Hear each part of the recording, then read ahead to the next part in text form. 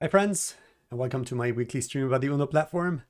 My name is Jérôme Labon. I'm the CTO of the open source project, the Uno platform, and I'm spending about an hour every week taking a look at issues around the Uno platform, discussing topics with the viewers that are live during the stream, and talking about the news about the Uno platform or the .NET ecosystem in general, where that fits. Like for instance, today there's a new release of Visual Studio that just got released.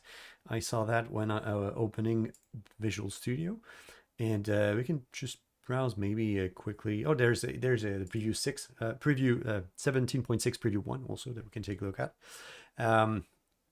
That's one of the things that we're going to take a look at today. And today we're going to be taking a look at two issues. The first one is the continuation of what we did last week, which is an issue with localization. And that was an interesting one, and we can dig a little bit further to see where we're going with this particular one. And the second one is a ComboBox issue that was reported to freeze for 5 seconds, most likely on WebAssembly, from what I could see. And let me see. I think it's WebAssembly. I'm not sure. No, it's Skia. Okay, so maybe it's something different. So maybe we have something to take a look at there. And we're going to try to figure out if there's something that we can do about it. So what's new in preview 6, in 17.6 preview 1? So GitHub issues, line unstaging. So that's probably GitHub stuff. That's pretty nice. I see that Micknitz is here. Thanks for joining. And thank you for the reminder every week about the stream. So ARM64 for Windows 11 and MAUI also on ARM64. So that is good for Uno platform as well. That means that we're going to be able to build for Windows 11 on ARM64. So that's pretty nice. C++, a little bit less interested for now. Debugging diagnostics, being able to visualize enumerables and data sets when debugging over SSH, Docker, or WSL. Oh, that's pretty nice. Okay, so, and that's something that we can take a look at right now, actually. This is something that is new, and you can see that I'm running on Windows 10, and we can probably do something about this to see if we can change something with regards to WSL. That is a recent feature of Windows 10. Particularly if you're running on older devices that are not able to upgrade to Windows 11, that may be of interest to you. And sticky scroll. Okay, interesting. Being able to have some parts at the top that stays. Okay, that's pretty good. Oh, it tells you the scope of what you're looking at. That's very nice. Okay, good features for 17.6. Okay, so let's start with very small detour, which is taking a look at what we can do with WSL. And I'm not sure if we have the right version of WSL here. So let me see if I have something available. Okay, so display is not available here. So let me just do that right here. So that we're gonna uninstall Ubuntu here. And I can actually go onto the repo. I did that yesterday and it was pretty nice. I actually got to debug a fairly interesting bug that was in Uno platform for a while. It's the support for HarfBuzz interfering on Linux. Now, for some reason, it would fail loading, and it was actually a very lengthy conversation about running on a GTK app, a GTK head for Uno platform on Linux.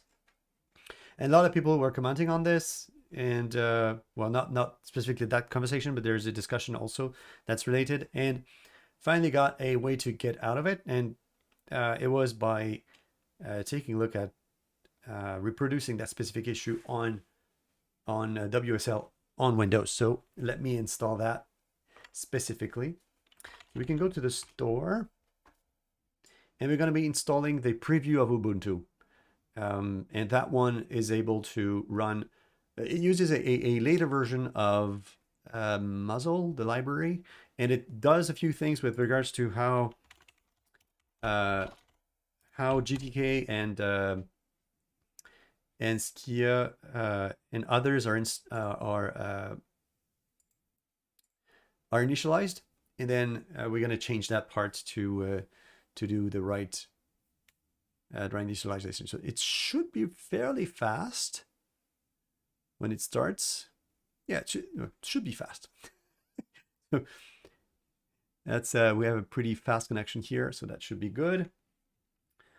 So the initialization of Ubuntu is actually pretty nice. So they added a graphical tool here that initializes everything, and they're unpacking the distribution with a visual tooling. So that's pretty cool, and should be done pretty quickly. So the reason I'm doing this is that there's a need to have a very specific latest version. Even if you install something recently, you're not going to get the display variable that's being set. And that one is actually quite important. Otherwise, you will not get the graphical interfaces. So anything that is related to Wayland or X11 running for your machine. So you need to reinstall or upgrade the distribution that you have already installed. But I want to show something specific to the latest version of Ubuntu, so or others, and that is going to be on that specific version.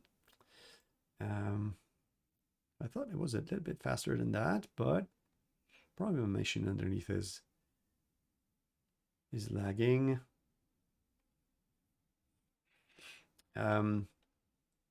So that's particularly interesting, being able to run Wayland, to be able to run Wayland applications, because you're basically running your application directly on Windows, but using the virtualization engine that's provided by WSL. And you don't need to install any X11 server or anything, because the application is going to be running as if it were Windows that comes directly from Windows. So as if it were running like on the Windows application. So let me see. It takes a bit more time. So we're going to go to something else, and then we'll come back to this right after. Okay, so previously we had the issue. Let me load a Visual Studio. So I had my Visual Studio here. So it's the preview 4 of 16.5. Not too big of a deal, but still.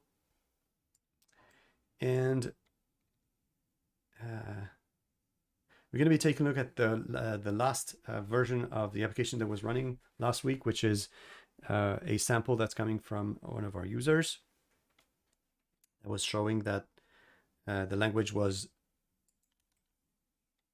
swapping between cultures, which was not good at all. So let me try to do that again. So we can actually go in and try to troubleshoot all this. And I actually dug up a little bit more after the stream to determine where that was coming from. And it's actually a runtime issue. So any modification that's done afterwards using a thread pool queue user item will revert the current culture to be something else. So there's actually multiple ways to do this. And I'm going to show you how I debug that part and try to determine who modified what. So let's do this. We're going to start the application again. And we're going to use the debugger to figure out where the runtime, what the runtime's doing, and try to change the sources, and try to see which part of the sources are modifying the current culture. So it's kind of tricky, and you're gonna have to bear with me, but it's actually quite interesting. So when we're running with Uno, the sources for .NET are supposed to be available, but the problem is that we're building with our own version of the runtime, and it's a clone, and it's probably going to be changing that at some point in the future, because the scenario for debugging the runtime is not available, so it makes it a bit more difficult to deal with. But the debugging still works, so we're going to be able to just trick this a little bit to find where we're going. So we know that when we get out of the queue user work item, something fails. And what we do is we do just step out for the debugger. And we can see that we're inside of queue user work item callback, queue the execution context, and a few other things like this. And when we get out, we can see that we're inside of queue user work item callback, and then we can get out of multiple times, and we can see that we're still in yes at this point. So because the culture was set by the code here to be Spanish, and then there's one part of that stack trace that modifies the current culture, and we're going to try to find which one. And well, not to spoil the punch, but I know that's I think it's in dispatch if I remember correctly. So in dispatch here, we're at the end of dispatch for that part. And if I do, so you can see that we're not seeing any sources, but they're there. You can trust me on that one. And if we step into, you're going to see that at some point we're going to get into a method that's called reset thread pool thread. And that one, if we step into a bit more, so we can see has changed notification. So that one's not particularly interesting, but we're going to get into something that is called onValue changed. And there's a mechanism at the end of a thread pool delegate execution that will reset the environment for the next thread to take over.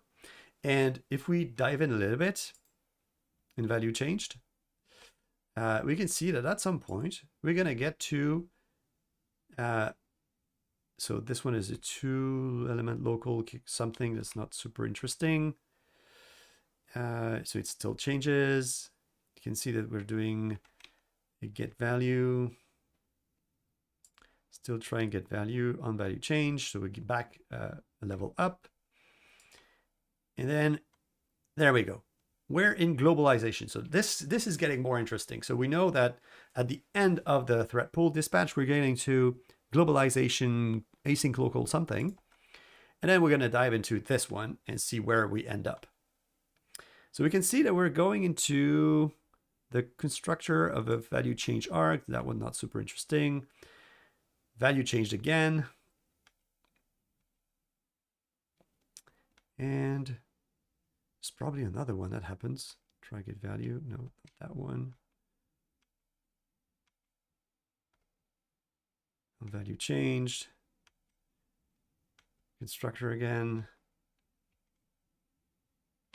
No, it's not that one. Still, probably another one further. Oh, there we go. We changed again. Okay, so what we saw that is that we were in value changed here, and we went into an async local of culture info. So we're going to try to find that in the sources for the runtime. And if you go to the .NET runtime on GitHub, and you can search for, I'm just going to go directly to the location. It's going to be easier. But if we go to culture info, if I get the right file, maybe it's going to be a little bit more difficult. Okay, there we go, globalization. And if I search for an async local, we can see that there are a few async local set current culture, and that one is automatically setting the current culture back to a previous value. And one of the previous values is the user default culture, which is in US in my context. So what the thread pool is doing is that it's resetting the culture to the default value so that the next thread is getting the right context. But in our case, because we're running in WebAssembly and the main thread is also background threads, because there's only one thread in the runtime that we're running with, then we're losing that value. So to fix this, it's a little bit difficult. There are multiple ways. Either we go and modify the runtime and say that at the end of the thread pool, we're not resetting the culture because it doesn't make sense. That could be one change. And probably the best way The other way would be to, inside of Uno, reset the culture to be the right one. So the one that we decided to be the right one from the current UI culture, maybe. So can be a little bit difficult on this one. So I'm not too sure exactly which route we're going to take. This is likely to be a runtime issue that we can open, saying if we change the runtime culture and then you spawn a task or spawn a thread, spawn something on the thread pool, you're going to get your current culture to be to change, which is not good. Yeah, this is the kind of things that we're going to need to change at some point in the future, and future being very soon, because we have a client that's waiting on this. So that's the state of that specific feature. And if we take a look at thread pool, let's go and poke at thread pool quickly to see if we can find something interesting there. So if we go in the system threading, thread pool is supposed to be somewhere in there. So with thread pool queue, that's the internal part that actually does the execution. And there's on value, there's no value change. So if I remember, let's take a look at the stack that we had here. Thread pool queue dispatch. We search for reset thread pool. Oh, so that's execution context. Okay, so we're gonna have to go through that one. Reset thread pool. So it's on the execution context. So it's that execution context here that has that's causing the issue. And if we search for, so we have thread core CLR, but that's not the one that we're looking for. So that would be this one. And when we're going into value change here, there's something that happens that maps the values here. So probably you were invoking on value changed here, and it restores the previous value with the new value and something like that. I don't think there's a way to disable that specific behavior by the looks of it. And disabling that part may be interesting as well, because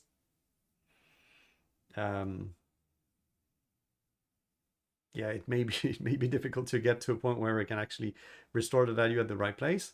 The other thing that we could do is make sure that we're changing the culture at the right time in the runtime, maybe. So maybe if we take a look at the location here, maybe determine the default culture for the user. So let's see.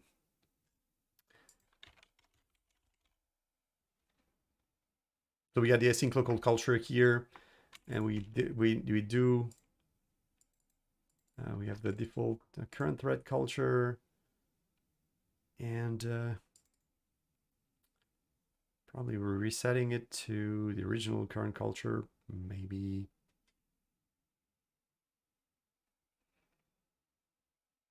So let's see, we have the async local here. So it's setting the current culture, but I'm not too sure exactly which one. So it's probably catching default culture, I would guess, for so this one. So how are we setting that value?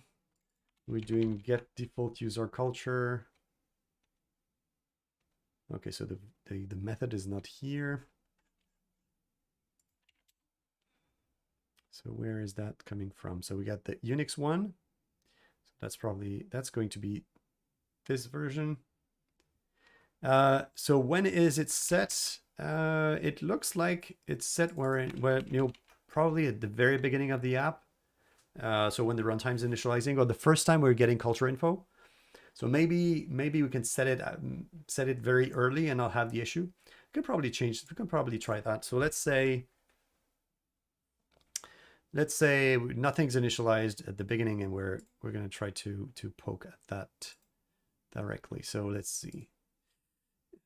So when Visual Studio gets out, well, it takes a while to unpack. It's still there. Or maybe it's Maybe it's stalled for some reason. Anyways, let it go. Maybe at the end of the stream, before the end of the stream, it's gonna be done installing. Okay, so what we want to do is change the ENUS. So let's see, maybe if we change the culture at the beginning of the program here, that would be a valid workaround. So kind of overwrite that value. So let's say, so we're getting the, so it's set when we're initializing. Now we have to determine how the get user default culture is set. And that would be set by, that would be get by, I'm sorry, I'm gonna take it the other way. That would be read by the Unix version of culture info, maybe. And it reads, so if it's invariant, it uses current invariant culture, of course. But if culture data has a default culture, a default local name, you're going to get that one and return it. Okay, so where's that one coming from? Get default local name. Get default local name is an unsafe local that comes from ICU. Okay. Coming from ICU is a little bit more difficult, but let's try to find out if we can get something from there.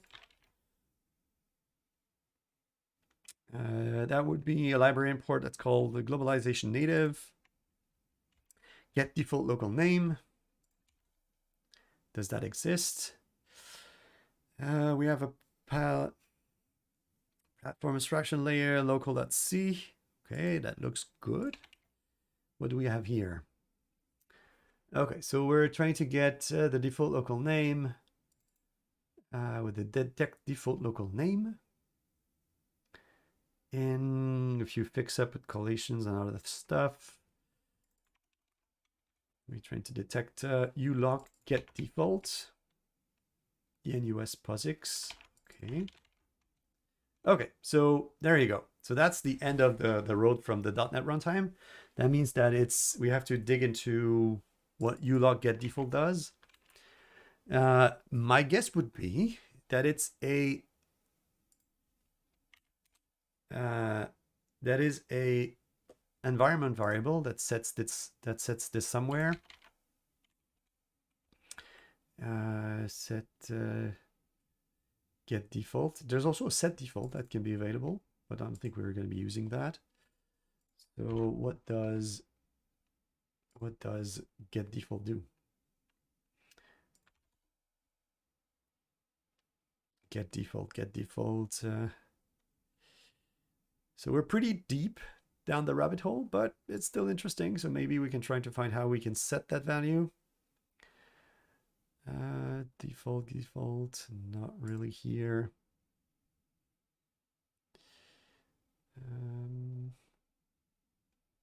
No, it's ulock.h, but there's probably .c somewhere. I missed it, I think. ulock.cpp, so it's probably that one. Okay, so let's try to find if there's a ulock get default method there. There it is. Local get default. Okay. We're going to get there at some point. Okay, still not that one. We have a namespace use lockid.cpp. Okay, so that's gonna get difficult. Okay, so maybe we can search differently. Leave ICU default local. Okay. Default. Is there something with this? Default. If someone knows about this, let me know. There's probably an environment variable that sits somewhere from the system. Maybe there's an environment variable. Now that I see.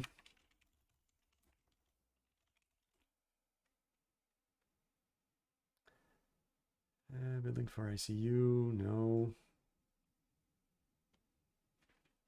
There's not that. LC all maybe?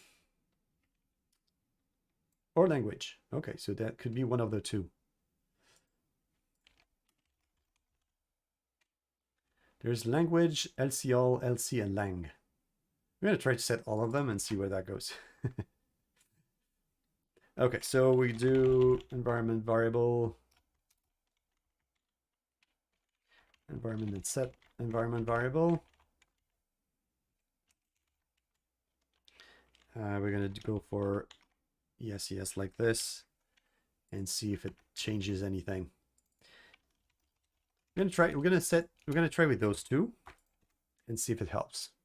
So the idea is that if we set the environment like that way, it may change the culture altogether. I know that there's a way to change that in the runtime. So in the bootstrapping of the WebAssembly runtime, maybe there's something that we can get. ES should be, okay, so it still resets it to a different value. So it's definitely not that. Is there another value that we can set? So there's LC and there's lang. And maybe we're too late as well. It could very well be that we're too late.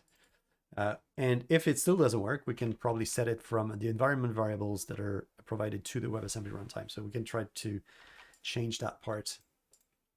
I know that we're doing something in the bootstrapper. So let's go take a look at the bootstrapper as well, because maybe we're changing that somewhere. Okay, it's still not working. So I think at the bootstrapper, we're doing some things with regards to culture.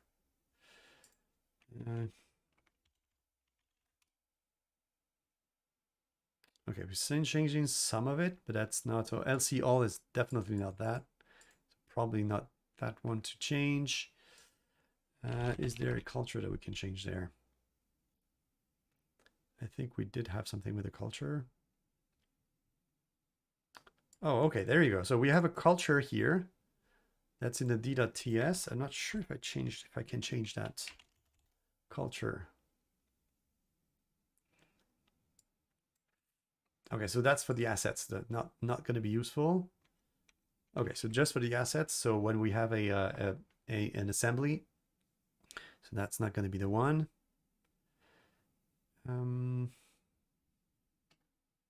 Okay. So not that one. So we have language. Okay, maybe we can set language. So let's try to set an environment variable and see if that helps. So just to be clear here, we're trying to make it to create a workaround until we can get the runtime to be fixed. Okay, so to set an environment variable, we can do this with the bootstrapper. And to do just that, we need to go to the documentation for the bootstrapper. And there's a way to set environment variables here. So we can take just that part, and we can set the item group directly here. And we're going to change those values because they're not useful. So let's set language here. Is it lang or language? I don't remember. So that would be language. Okay, so if we set language that way, so we set, instead of ENUS, we're going to set yes, like this. Just to validate if it actually does something. But still curious, because I thought there was more things about language in the bootstrapper, so I'm going to open the sources locally. I think I had it somewhere.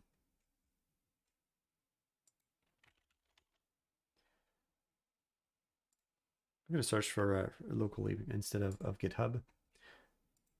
Okay, still not changing anything. So it looks like the bootstrapper is picking up the language from somewhere else. So we're going to have to figure out if there's another way we're changing the culture. I think there is, but I don't remember where. So we're going to go into the bootstrapper.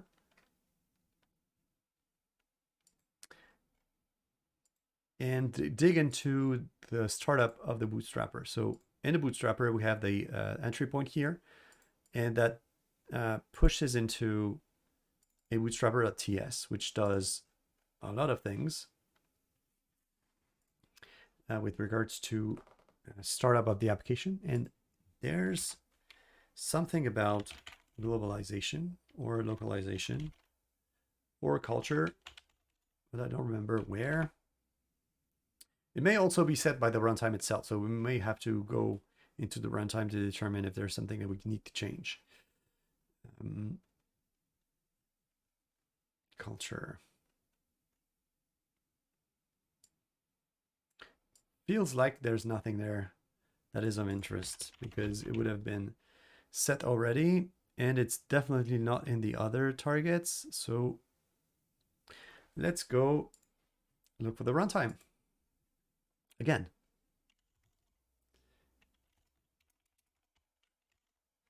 So we have in the .NET runtime, we're going to go into the portions where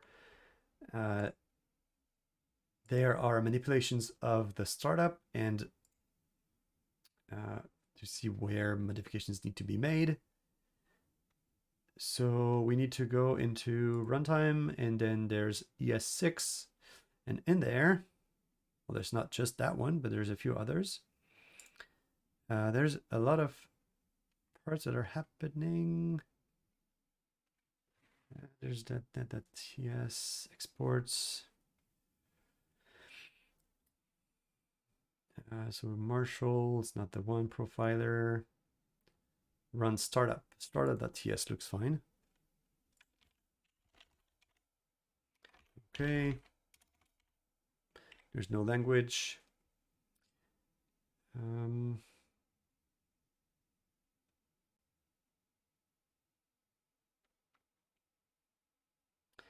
We have the runtime initialization. Bindings initialization. Pre-initializations. Culture. ICU maybe. There's a little bit of ICU, but that's not the one.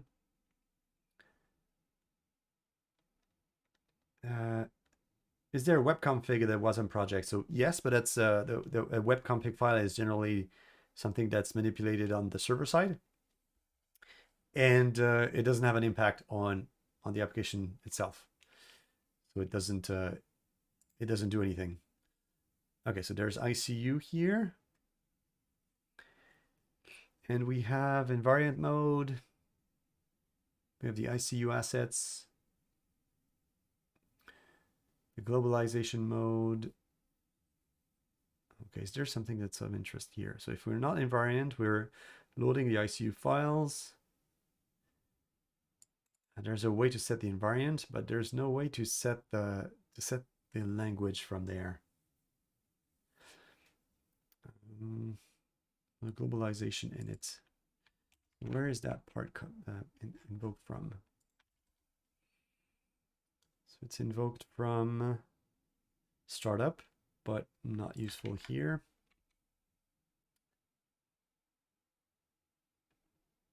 I don't recall where all of this is initialized. I thought it would have been initialized somewhere in there, but it's not. So setting the language didn't do anything, but it should have been. So where do we get that value? I don't remember.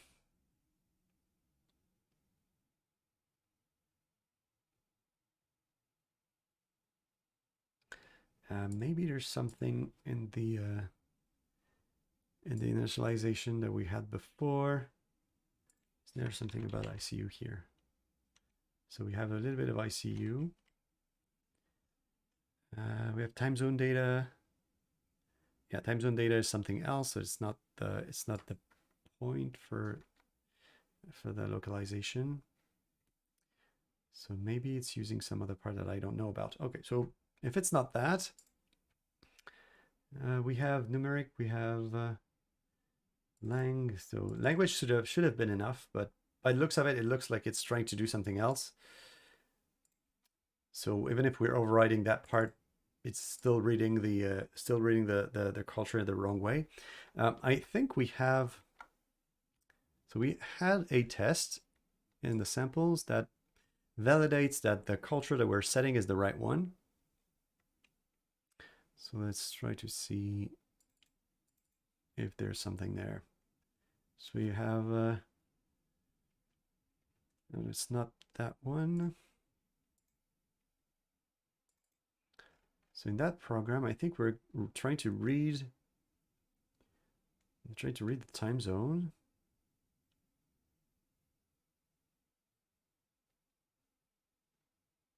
We're not reading the culture. I thought we did. So we're reading the time zone, but we're not reading the current culture.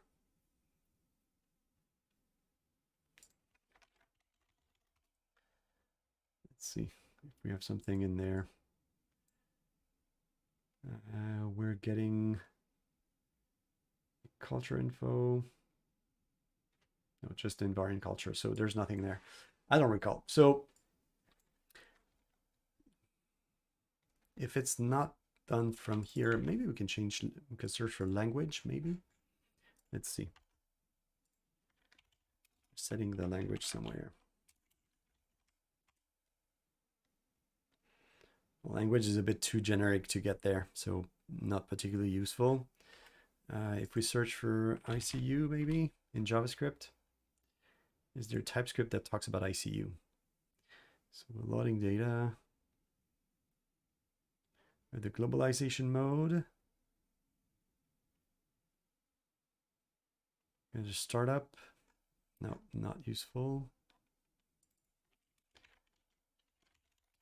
Search for culture. And TypeScript. We have culture for assets. And still not useful. Okay, so I'm going to stop there because I don't know. We're going to try to look that up for next time.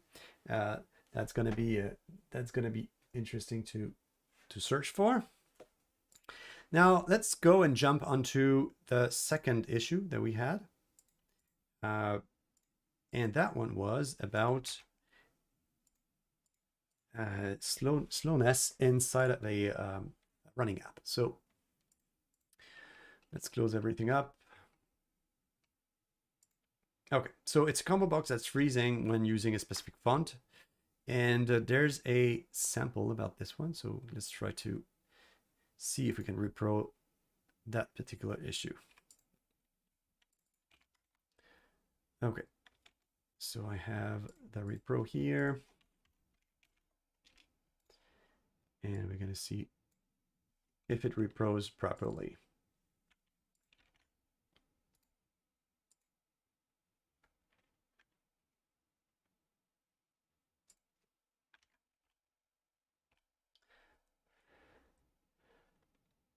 Okay, so what do we have? We have a WPF app, plain and simple.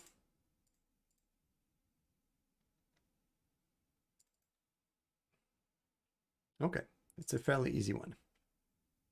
It's using Net6, and it has some assembly attributes from what I could see.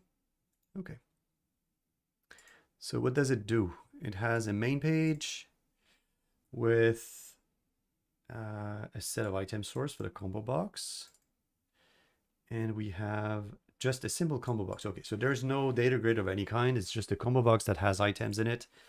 And it fails to load everything. Okay, so let's try.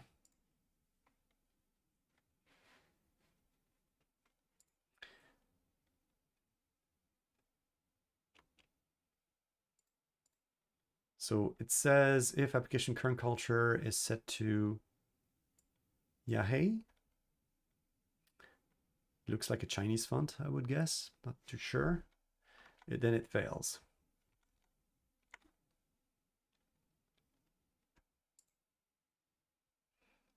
Okay, so do I see... So we still have the WebSocket exceptions, but those are generally expected.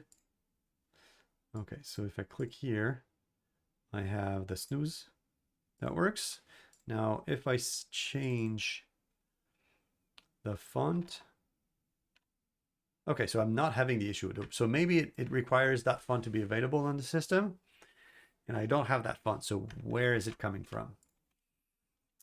Is it a font that I can download? Maybe you can install somewhere.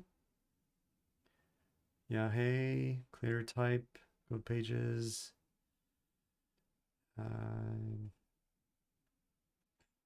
Okay.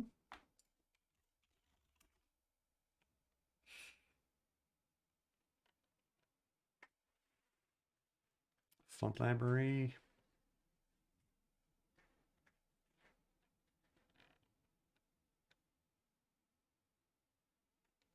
Okay, so it looks like it's a custom font that's part of some workload of Windows. I don't have installed, so I may not get it. So my guess would be that's the other part is that it may be some font that is not loaded properly, and when it happens, it kind of is not able to determine the size of the font, and then it breaks.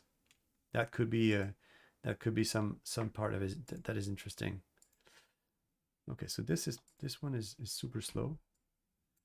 So maybe I close the window and see if it continues to work. If it still doesn't work, I'm gonna stop it and start again. Okay, so yeah, hey, to not the right one. So I don't think I can do anything there.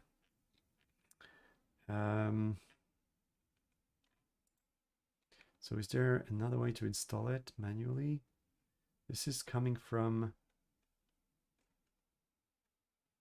This is using Ubuntu, so not particularly useful. Do you know how to install? Does any of the listener here know how to install that font? If it's coming from a specific package. Oh, there it is. Ah, no, not available anymore. Okay. Yeah. Okay. So I'm gonna have to put that issue on the side because definitely it's not something that I can repro. So maybe we can try to use another font that looks similar. Maybe. If we go into character map, let's try to take another one that is different. Well, the interesting thing is that it's there. Actually, I do have that font. So maybe it's related to the fact that I'm not using any character that comes from that font. So let's see. So I do have the font, but maybe it's not displaying anything properly. So maybe I should change the content. So if I paste the character here and start the app again, maybe I will have the issue again.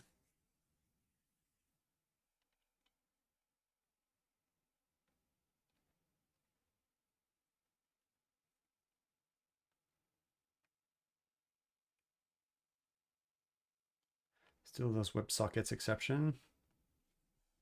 So I'm trying to look for a. No, it's still working. Okay, so I really don't know because for me it's doing the right thing. So maybe there's a string somewhere that was used by the user reporting the issue originally that had the issue, and because I'm not having it. Or maybe it was fixed somehow. Oh yeah, so the user said that it was fixed using the latest version of Uno, but setting the default font, it freezes again. Okay, so I'm not getting anything. So we're gonna have to take a look at something else. Good, okay, so if it looks like Ubuntu is failing, so we're gonna try to start it again. Maybe we can get something. It looks like it's working, so let's see. Well, it's running as root, so echo display. Okay, so it didn't install properly, so let's uninstall it. So we're gonna be doing I think it's unregister. So we're gonna unregister both. No, it's not unregister. WSL, maybe dash unregister. I don't remember. No, not that. Double dash. Okay, so we're going to be uninstalling the previous distribution.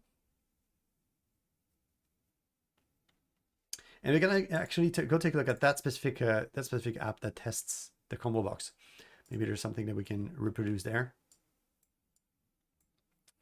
And so the commands that I'm using are part of the repo on GitHub that's called WSLG. And it explains how to install WSL graphics subsystem for Linux. And there's a few things that need to be known to install. So like there's that one.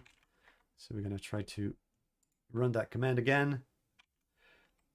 Maybe we're going to get something interesting. Still in registering. I don't think I can run a second one at the same time.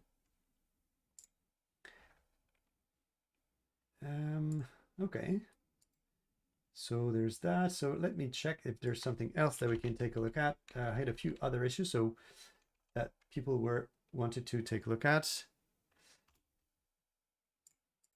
And one was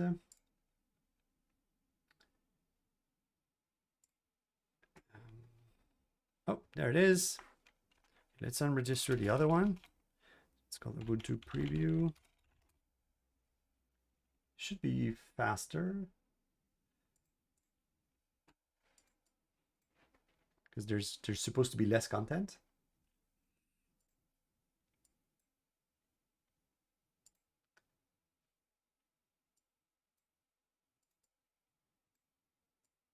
Supposed to, so it's still taking some time. We could talk about a few other things in the meantime. So let me install the preview again. So I'm gonna do WSLD install, and it's Ubuntu preview. Will it work? Okay, so it doesn't exist. So probably another name.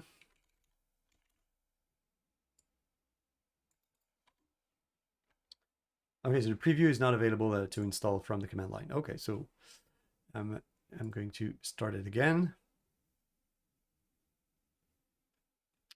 I hope that this time it will do what we need. Okay, so it says open. Okay, so it's still installed, but just going to try to reinstall it again. So we'll see what that goes.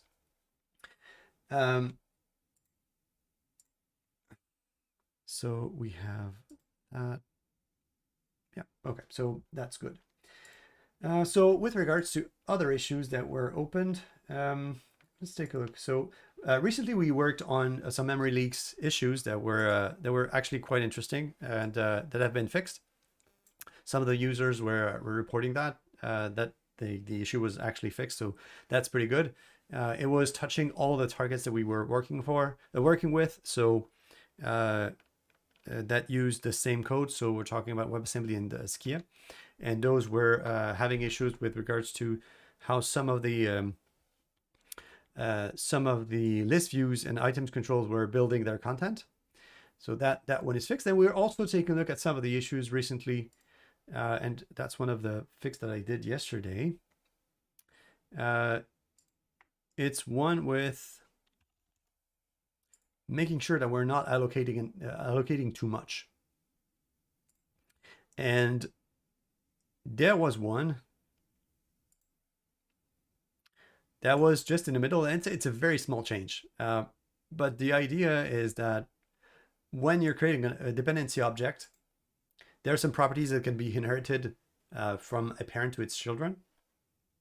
And what happens is that when that property changes, there was a new object that was created every time. So, and there are lots of properties that are created for many of the features that are coming from UNO platform. So we're talking about foreground, background, font size, font width, font weight, font attributes, and a few other things like that. And for each of those properties, we were doing a new dependency object property change event arc. And that one was actually costly. And what we did is basically you just remove that, because of all that structured, all that class that was created, we were actually using only that get value.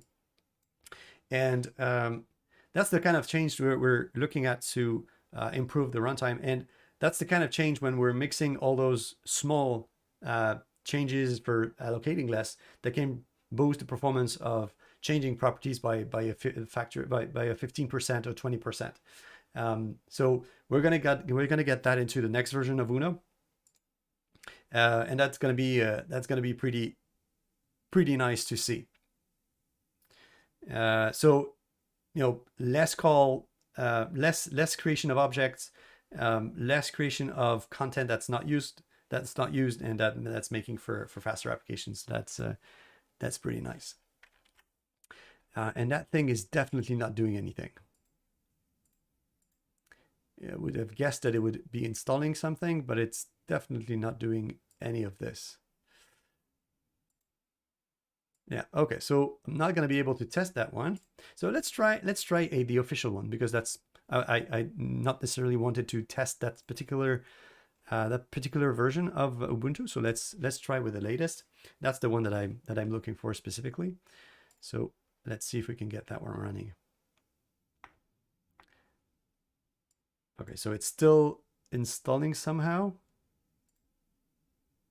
No, okay, not installing. So I'm gonna try to install from the command line, because the sort is not cooperating. Okay, so there we go. Okay, so we're launching Ubuntu, and I'm just going to be doing a small thing before. So it needs a bit of setup, but I think it's just going to be asking for a username and password. And this time it's actually doing something. Okay, there you go. So let me just do one thing very quickly. I don't want to type something that's wrong. There you go. Okay, so now if we do an echo display. Oh no, it's still not there. Okay, so maybe I don't have the right version of Windows then. Let me check again. Or maybe it's because I have not run the right update. So existing, maybe it's the WSL update that I've not done. Let me try that. Okay, so let's see. Because I know it's installing a few things. That's probably what I missed. I have not updated WSL for my installation. Maybe it's that's the part that makes the display variable not available.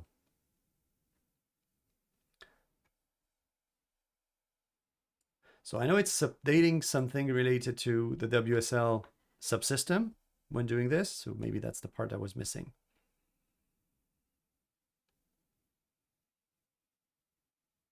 So do any of you use WSL as part of your workflows for people that are watching the stream? Okay, so it requires elevation. I'm using it more and more, for some of the operation that we need for Uno platform.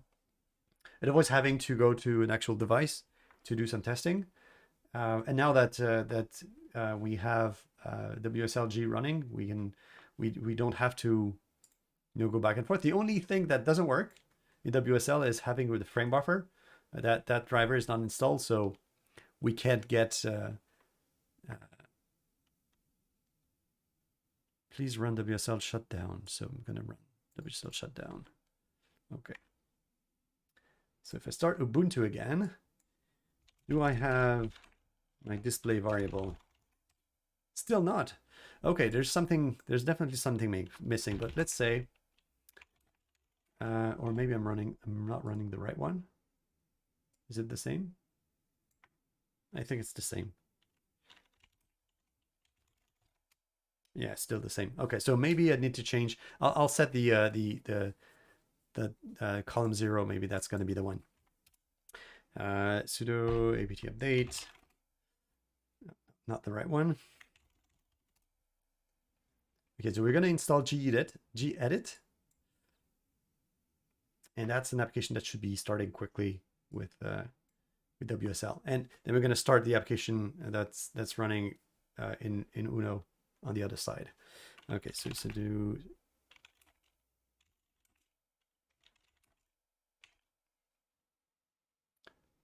So it's going to be installing quite a few things, but it's not a big deal. Because install all the graphical subsystems. So maybe that's the difference with what I was trying to do before.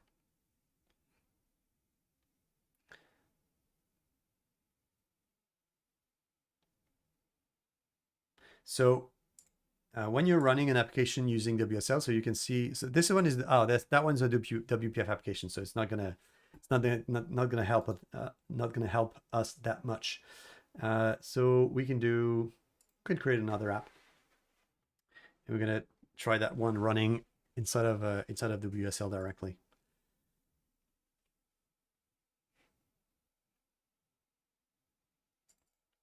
So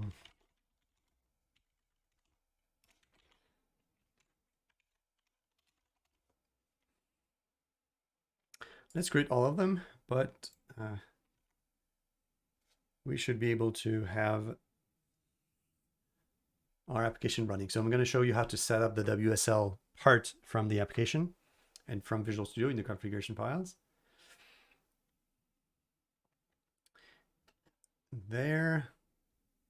So in a GTK app, if we set that app as the startup application, startup project, now we do have the WSL entry that's available. And what we need to do,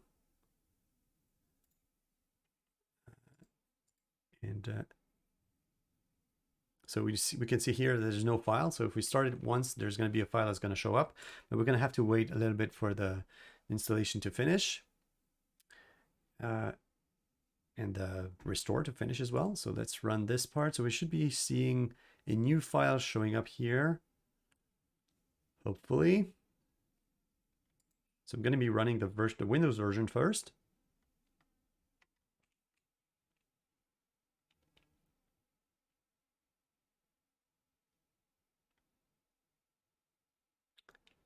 Okay, so that's the Windows version. And in the Solution Explorer, we should be seeing a new file that shows up, but it's probably going to be happening only when we run the WSL version. So I'm going to have to wait a little bit for the setup to finish. We're almost there. Okay, so we have our hello world. Okay, so if I select WSL, there you go. We have the properties file that has shown up. So it says .NET 7 is not installed on that version. So let's go and install everything that we need here.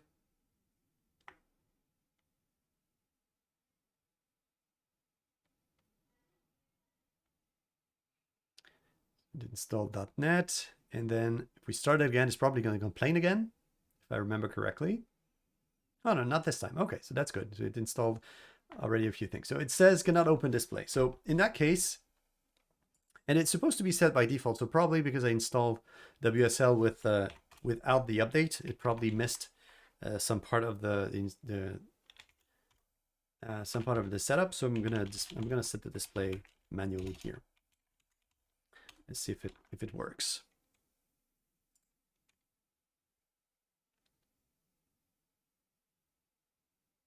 Okay, so interestingly, it's not using the right host. It's using another host. But we can see here that it failed, invalid pointer. Okay, so it's running using the latest version of Uno, and we need that fix that we have for the other version of Uno, and the one that was talking about. So it's not published yet, and we can probably. I was talking about that yesterday on how to use a custom version of Uno, and particularly one that's not published yet.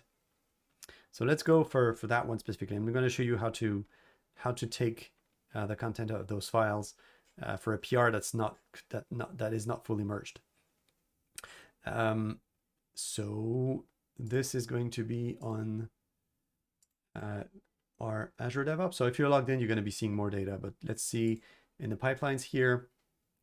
We can search for Uno, and there's going to be a build specifically for Harfbuzz, and we can see that the build is green. And the artifacts, we're going to find the NuGet packages. So let's download that whole file. So that file, we're going to get temporary NuGet packages that are specifically for that build of Uno. And we're going to be installing those packages to test that the fix is actually working.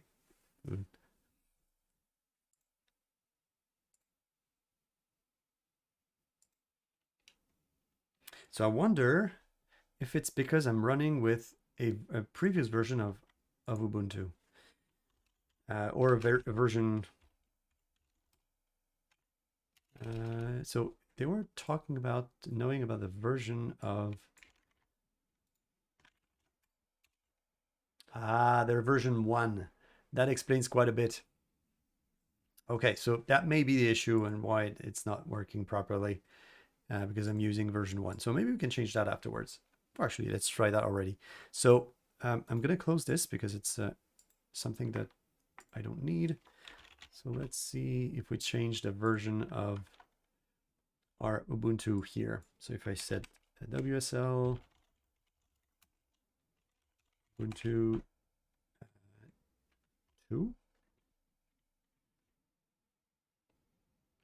So it says it may take a few minutes. So hopefully because the distribution is super small, it may go faster.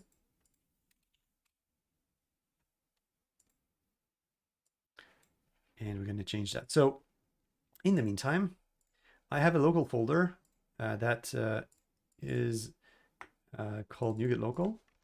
And what I'm going to be doing is I take the file that I've downloaded. I'm going to put it in that folder. I'm going to extract all the files here. And you can see that the version numbers that are in that folder are very long. So they're 48 something with a very large number. And what I'm going to be doing is take that number and change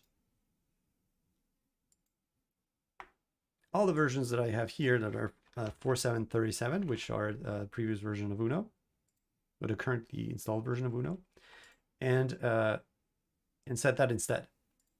Now, you may want to make sure that in the NuGet Package Explorer, in the package sources, you do have a local NuGet that points to the folder where you have extracted the files. So that's the location where you are.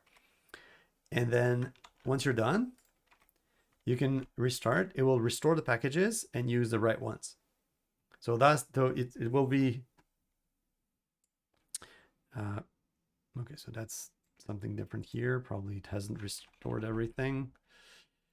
Let's try it again.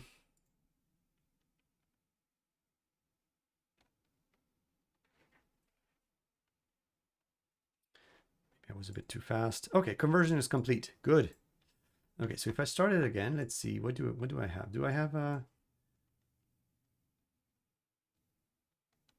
everything running here? No, the display is still not available. If I set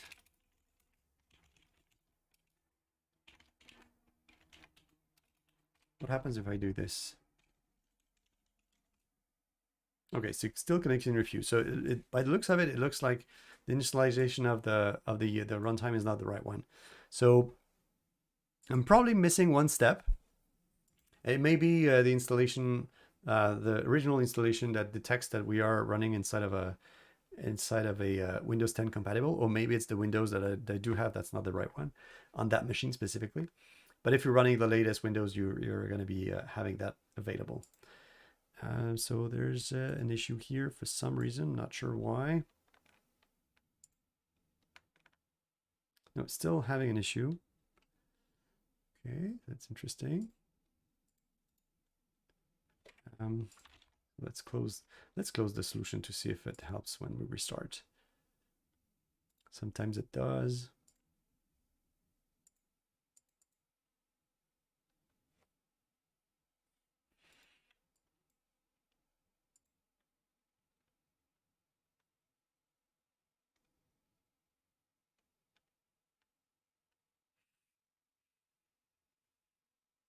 Okay, so it was a temporary fluke of Visual Studio for some reason. Okay, so it's a lot better now.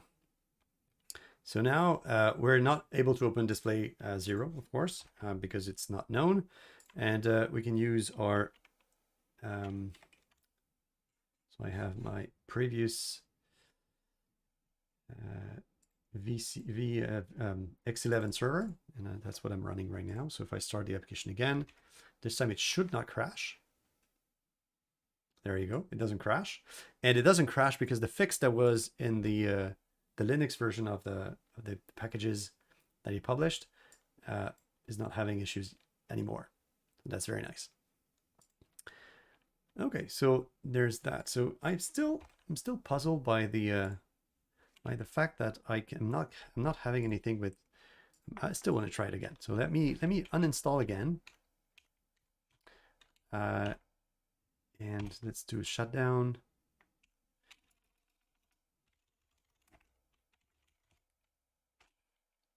Oh, that was fast.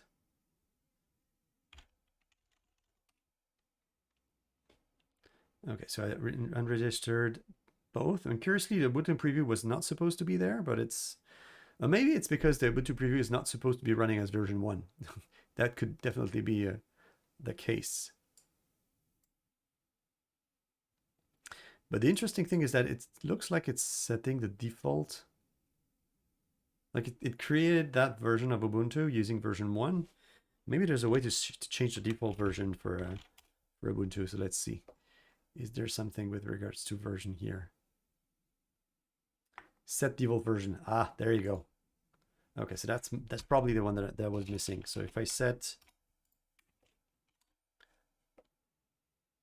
Okay, operation was successful. So if I install Ubuntu again using that specific command line, it's going to be installing using Ubuntu, the WSL2, not WSL1. Maybe this time I'm going to get everything running. Okay, so that's better.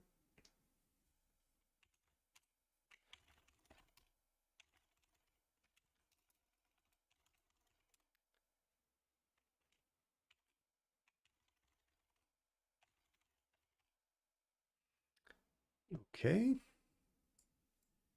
And then now if I do